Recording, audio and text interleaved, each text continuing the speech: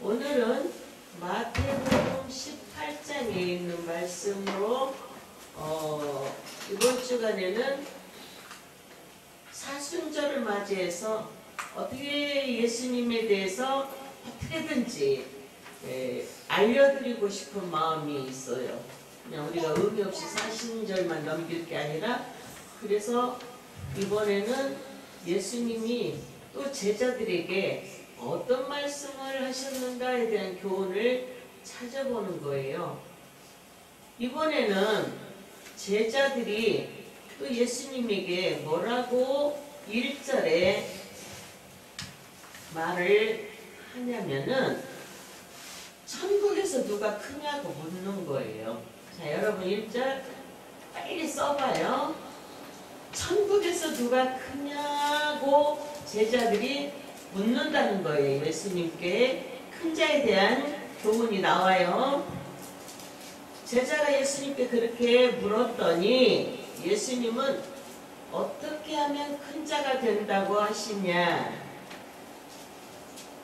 그 방법을 이제부터 가르쳐 주시는 거예요. 어떤 식으로 가르쳐 주시냐 하면은, 어떤 애기 하나를 불러다 여기다 딱 놓고 세워놓고 말씀을 하시는 거예요.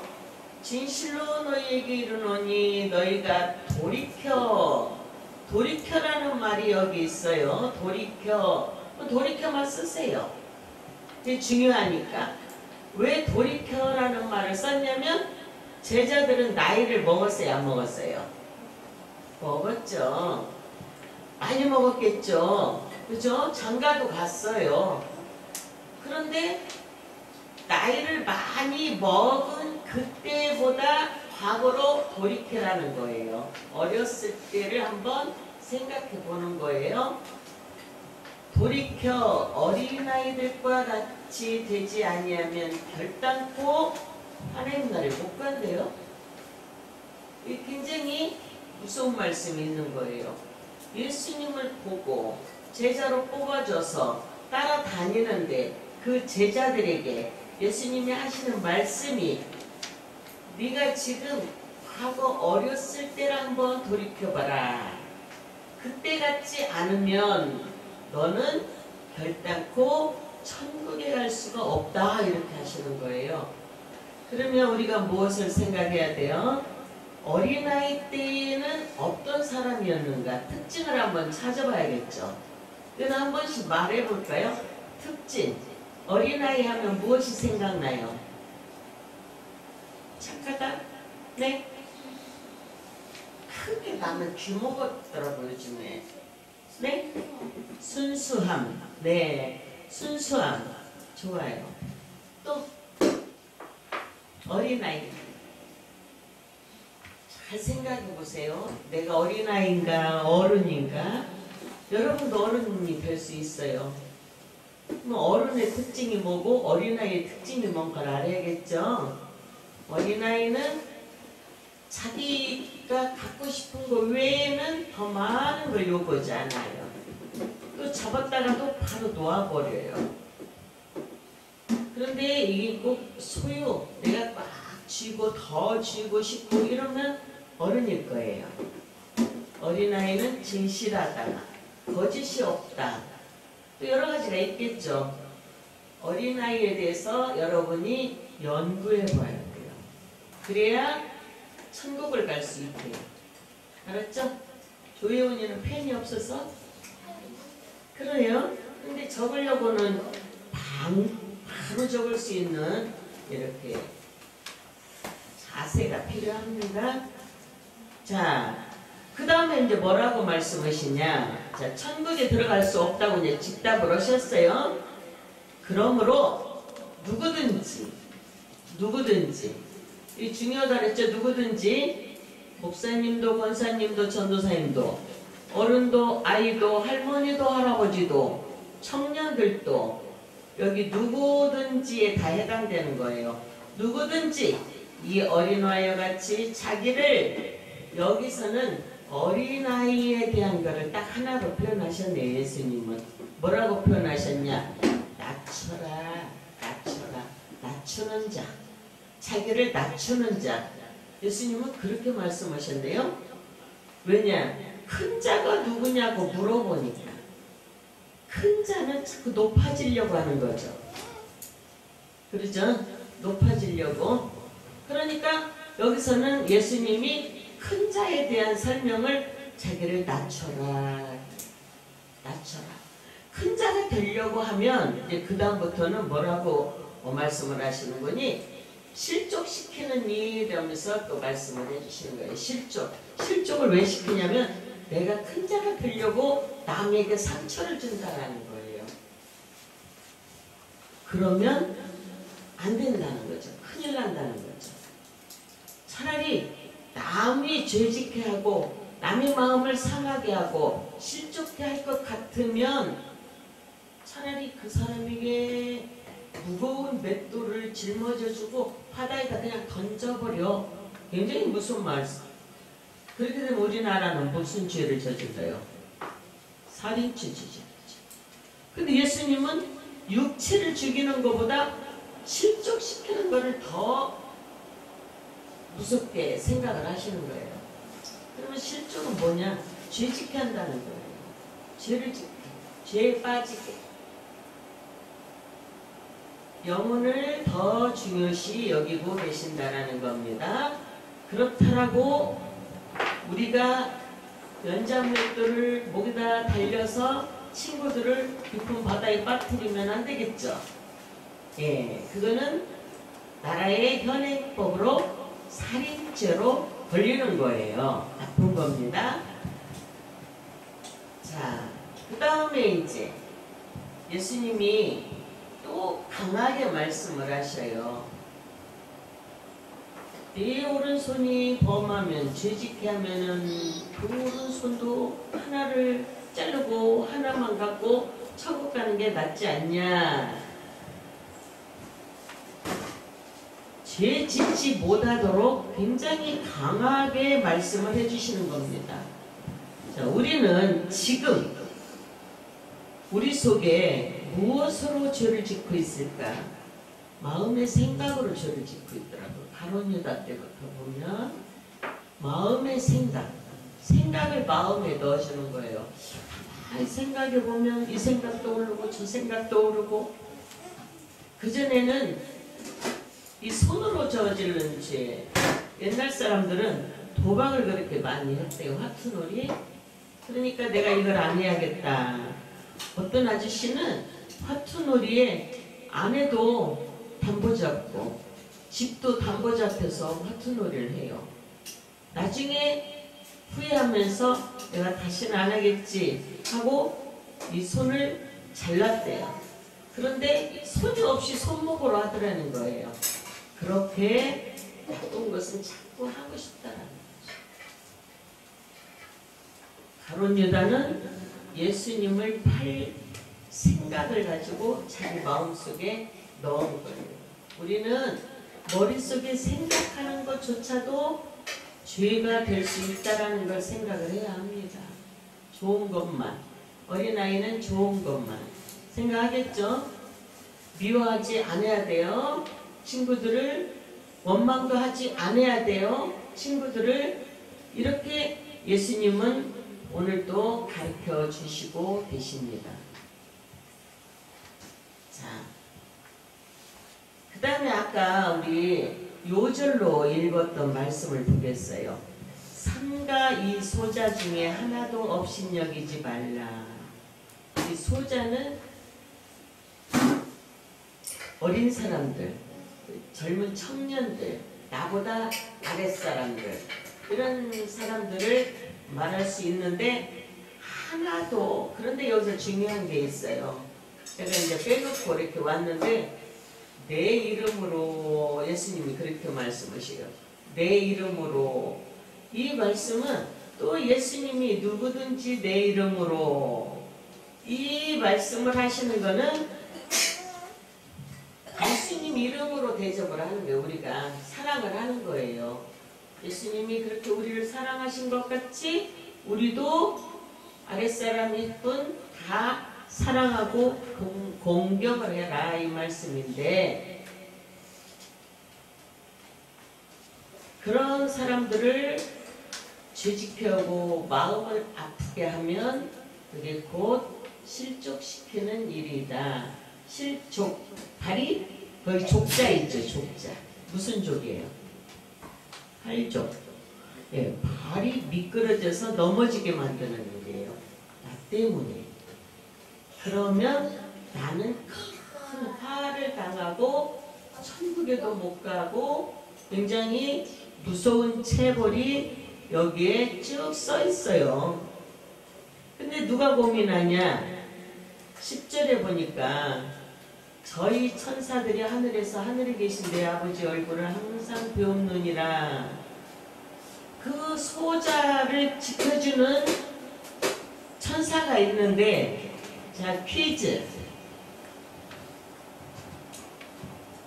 1장 10절을 한번 보시면서 이 천사는 현재 우리 여러분 각자 한 사람 한 사람을 지켜주고 있을 거예요. 그런데 이 천사가 지금 저 위에 하늘에 있을까요? 땅에 있을까요? 그러죠? 본문으로. 그런데 히브리서 1장 14절을 한번 우리가 볼까요? 히브리서 1장 14절을 한번 보면 이제 어떻게 기록이 됐냐면 353페이지 모든 천사들은 부리는 영으로서 우리가 부릴 수 있다라는 거예요. 구원 얻을 후사들을 위하여 섬기라고 보내심이 아니냐. 하늘에 있는 천사인데 보내심을 받았다라는 거예요. 어디로? 땅으로. 나를 위하여. 나를 도우라고. 나의 지킴이. 그죠? 내가 나쁜 일을 하면 누가 슬플까? 천사가 괴로운 거예요. 아유, 나는 정말 이런 사람을 어떻게 하지 하고 괴롭겠죠. 그죠? 여러분들 옆에 지킴이 천사가 있다고 생각해 보세요. 보이지 않는 가운데. 그렇게 알고 살으세요? 알았죠? 예. 이 말씀은 하나님 말씀이기 때문에 목사님이 찾아서 읽혀드리는 것 뿐이에요. 내 말이 아니고. 그러죠? 그 다음에 이제 이제 큰 대지 1번은 1절에서부터 14절까지 이렇게 문장을, 부분을 마무리를 하는 것 같이 생겼어요. 또 그 다음에는 이른 양 하나로 이렇게 또 말씀을 해주셔요. 교훈을. 예수님은, 하나님은 한 소자를 잃는 것이 굉장히 슬프고 아프고 그런 마음이 있다는 것을 이렇게 보여주시는 거예요. 잃은 양 하나, 우리 때문에 실족된 양 하나가 하나님 쪽으로 돌아오는 것을 하나님이 굉장히 기뻐하신다. 그게 또 하나님의 기뻐하시는 일이기 때문에 아버지의 뜻이다. 이렇게. 아버지의 뜻. 우리가 아버지의 뜻을 이루려고 하는데 오늘 한 가지 배우는 거예요. 하나님의 뜻이 다른 말씀에서는 요한 3서에서는 항상 기뻐하라. 쉬지 말고 기도하라. 범사에 감사하라. 이것이 하나님의 뜻이니라. 거룩해라. 이것이 하나님의 뜻이니라. 이렇게 하거든요. 써있거든요. 그 말씀 속에 이 말씀도 있는 거예요. 실족시키지 마라. 실족한 양이 내게로 돌아오는 것을 아버지가 기뻐하시는 뜻이다라는 거죠. 하나님은, 자, 여러분, 하나님을 기쁘시게 하는 거라 한번 시험해 보세요. 지금 누가 이런 양이 됐을까? 나 때문에 실족한 사람이 누굴까? 나 때문에 마음이 상한 사람이 누굴까? 실족시킨 사람에게는 화가 있대요. 그러나 실족된 사람을 찾아다가 하나님 앞에 놓아놓으면 하나님이 기뻐하신다라는 말씀입니다. 자, 두 번째 큰 부분 대지는 이제 권고에 대해서 말씀을 하시요. 이렇게 권면. 제가 말이야, 이러이러하는 애야, 이러이러하는 애야, 이거를 뒤에서만 하면 수근거리고 비방이라고 그래요. 그건 죄가 됩니다. 그런데 분명히 여기서는 권고라는 말씀을 쓰시면서 친구끼리 말을 해도, 선생님하고 얘기를 해도 이제 없는 데서 수근거리지 말고 가서 그 나쁜 일을 하는 친구에게 직접 가서 바르게 말을 하라는 거예요. 그런데 내가 나쁜 일을 한 거를 상대가 모르니까 권고해주는 사람의 말을 듣지 않는다. 그럴 때는 어떻게 하라고 그래요? 두세 사람, 그 사람이 옳지 않다라는 것을 아는 자들을 데리고 가서 권고를 하라는 거예요. 1단계 혼자만 만나고 1대1로, 그래도 안 들으면 2단계 두세 사람의 증인하고 같이 가서 거기서 이야기를 하라는 거예요. 증참이라는 것은. 그래도 안 들으면 3단계의 방법으로 교회에 말하고, 교회의 말도 듣지 않으면 4단계 어떻게 하라고 그랬을까? 여러분 17절에 이방인과 세리같이 여겨버리래요. 나쁜 친구에 대해서. 알았죠? 나쁜 친구가 하나가 있어요. 몰래 하는 일들이 많아요. 그 나쁜 친구들이. 그런데 이 친구에 대해서 사랑하는 방법이 그거예요. 하나님 교훈 가운데 1대1로 말하고 1단계, 2단계 안 들으면 두세 사람을 데리고 가서 참석해서 그 말하는 걸 듣게 하고, 그래도 안 들으면 교회라는 건 여러분들 속에 말하고, 여러분들에게 있는 데서 말해도 안 들으면 이제 내쫓으라는 거예요.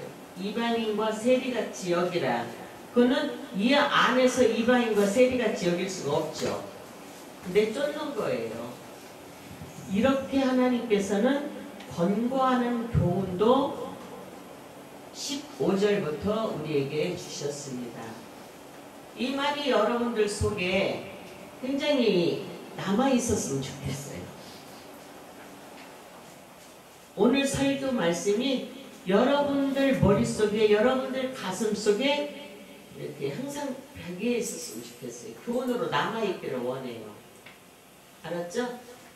아까 1절에서 14절까지는 친구나 누구, 이웃을 실족시키지 마라. 마음 상하게 하지 말고 죄 집토로 유도하지 말라 이거예요. 알아들었어요? 여러분들 마음에 스스로 약속을 해야 돼요. 15절부터는 나쁜 친구가 있으면 그 친구를 뒤에서 수근거리지 말고 비방하지 말고 1대1로 말하고, 그래도 안 들으면 두세 증인 데리고 가서 얘기하고, 그래도 안 들으면 교회에 말하고, 어른들에게 말하면 되겠죠. 선생님한테 말하고, 그래도 안 들으면 쟤는 저런 사람이야 라고 여기라는 거예요.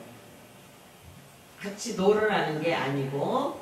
자, 이렇게 해서 이제 15절에서부터 또 예수님의 말씀을, 교훈을 우리가 들어볼 수가 있습니다.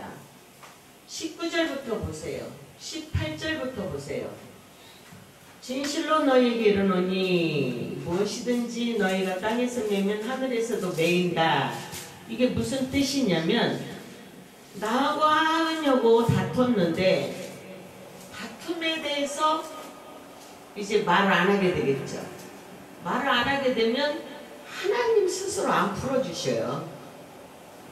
우리 어른들은 뭘 하면 매인 것이 있어요. 여기서 내가 잘못한 것이 있어서 매인 것이 있으면 우리 어른들은 거의 아버지가 알아서 하시겠죠. 이래. 이거는 하나님 말씀의 법칙을 모르는 사람들이 하는 거예요. 아버지가 안 풀어주셔요. 땅에서 매인 거는. 우리 스스로 풀어야 하나님도 풀어주신다는 거예요. 매인 거는. 말 안 하면 되지? 이건 아니다라는 거예요. 알았죠? 그래서 땅에서 너희들이 뭘 묶어놓으면 나는 풀을 수가 없다는 거예요. 사람과 사람과의 묶음이 있으면 하나님은 절대 기도해도 안 풀어지는 거예요. 이게 법칙이에요. 니네가 풀어. 그러면 나도 풀어줄게. 그렇게 되어 있어요. 규칙이. 응? 이게 중요한 말씀이에요. 하나님이 알아서 다 해주시겠지? 이거는 아니다라는 거를 말해 드리는 겁니다. 자, 그 다음에 이제 합심기도가 나오네요. 합심기도 19절부터 두 사람이 땅에서 합심하여 무엇이든지 구하면 그랬대요. 자, 우리가 합심기도가 굉장히 중요한 걸 알 수가 있네요. 아, 내가 꼭 이거 이루어져야 돼. 좋은 것이든 나쁜 것이든 해결을 봐야 되는 문제가 있어. 이럴 때는 나 혼자 기도해도 되지만 두 사람이 땅에서 합심하여 그것에만 목적을 두고 기도하라는 거예요. 그것 이루어질 때까지. 그런데 우리가 합심이라는 건 마음. 이영성 선생님의 고민이 곧 나의 고민이 되어가지고 우리가 똑같이 이 일이 그 고민이 해결될 수 있도록 함께 기도하는 거예요. 마음을 같이하라는 거예요. 이렇게 해서 기도할 때 하늘에 계신 아버지께서 이루어 주신다는 거죠. 이제 고민을 적어냈을 때 우리 전주희 목사님이 1년 동안 기도를 한대요. 저는 그렇게는 하는지 안 하는지 모르겠어요. 그러나 하나님께서 제게다 딱 이거 기도해라 하면은 그게 이루어질 때까지 이 기계가 내 머릿속에서 돌듯이 그 문제를 가지고 돌리고 있습니다. 이루어져야 하니까. 어떤 문제든지. 두세 사람이 내 이름으로 모인 곳에 나도 그들 중에 있다. 우리가 두세 사람 모여서 합심하고 이야기하고 예배드리고 이럴 때에 주님도 함께 계신다. 여러분들 집에 우리 지난번에 연말에 액자 줬죠? 예수님 액자. 거기 뭐라고 기록이 되는 거 봤어요? 뭐라고 기록이 되어 있어요? 네, 그리스도는 이 집의 주인이시다. 근데 보여요, 안 보여요? 지금 그 사진의 그림 말고 현재 안 보이죠? 지금 말씀대로 보면은 두 사람 이상 모였는데 나도 이 안에 있다 이 말씀이에요. 근데 예배의 주체자는 하나님께서 여기 강대상에서 목사님 입술만 통해서 하지 하나님이 직접 예배를 인도해 가시는 이 아버지의 말씀을 전달하는 것 뿐이에요. 여러분들이 두 사람이 모였는데 예수님은 꼭 그 자리에 계시는 거예요. 그러면 여러분들이 좋은 마음을 가졌는지 좋은 말을 하는지 다 안다는 거죠. 그러기도 했죠. 이거 협박이 아니에요. 깜짝 놀랐죠. 소리가 커져서. 협박이 절대 아니에요. 알았죠? 이거는 사실적 이야기예요. 그래서 여러분에게 조심하라고. 항상 예수님이 나와 함께 계신다라는 걸 알고 살으라고 말해주는 거예요. 알았죠? 그 다음에 이제 베드로가 여기서 또 베드로가 나와버려요. 베드로가 그래요. 그러면 몇 번이나 용서해 줄까요? 질문을 또 하는 거예요. 예수님한테. 몇 번이나 용서해 줄까요? 희원이 용서돼요? 친구들? 안 돼요? 근데 베드로가 예수님한테 묻는 거예요. 그러면 몇 번이나 용서를 해줘야 하나요? 여기 22절, 21절부터 한번 읽어보세요. 시작. 주여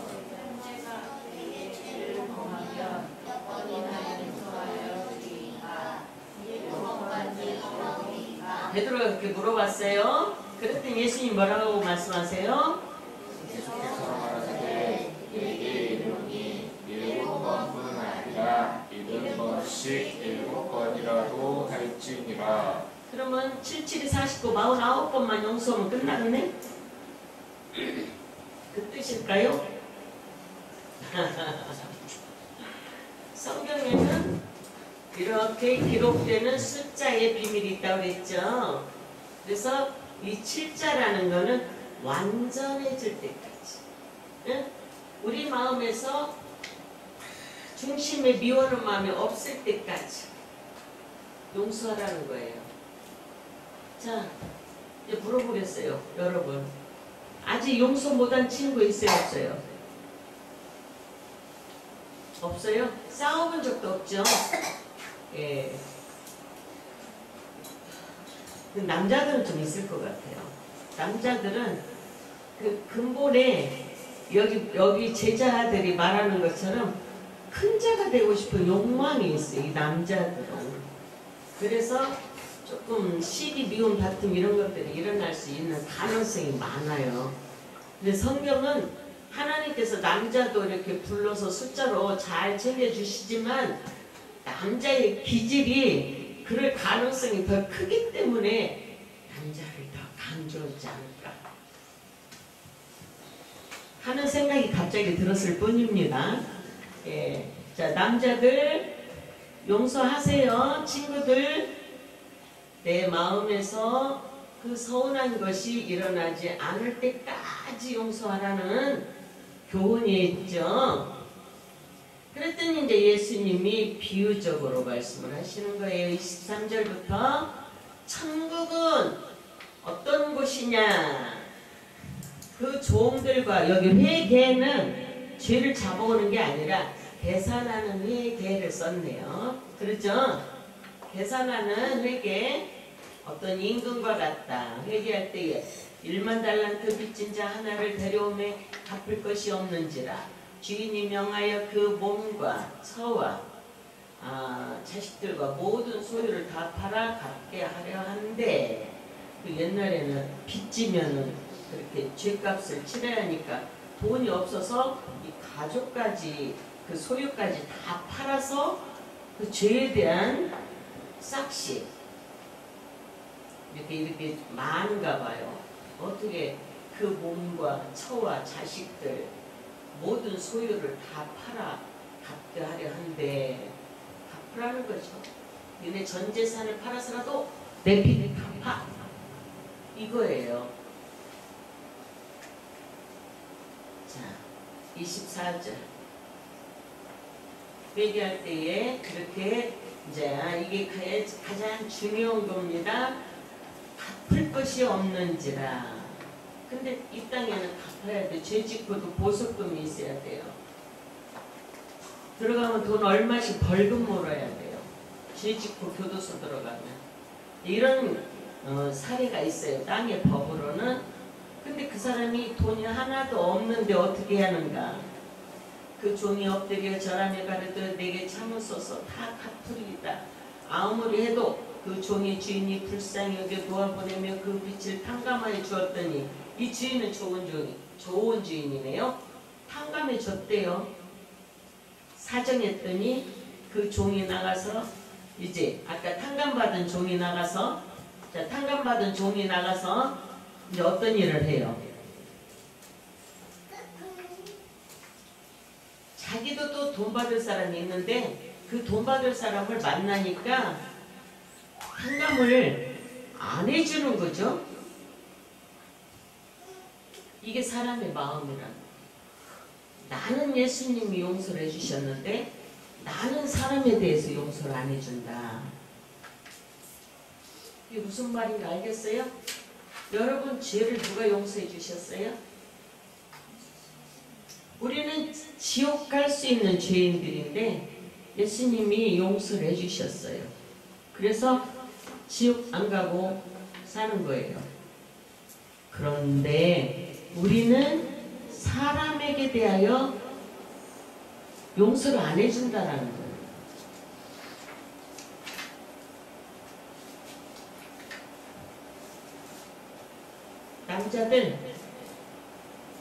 남자들이 한번 생각해 보세요. 용서할 수 있는 마음이 이제 생기는가 안 생기는가. 싸워보지 않아서 모르겠죠? 착해요. 싸워보지 않은 사람은 이 말이 무슨 말이야, 나하고 상관없는데. 그런데 이제 더 커보면 이럴 기회도 온다. 그럴 때는 여러분이 다 용서하고 싸우려고도 말고, 아까 그 나쁜 사람처럼 싸우려고도 하지 말고 이제 구별해서 살아라 하는 지혜로운 말씀을 우리에게 주신 거예요.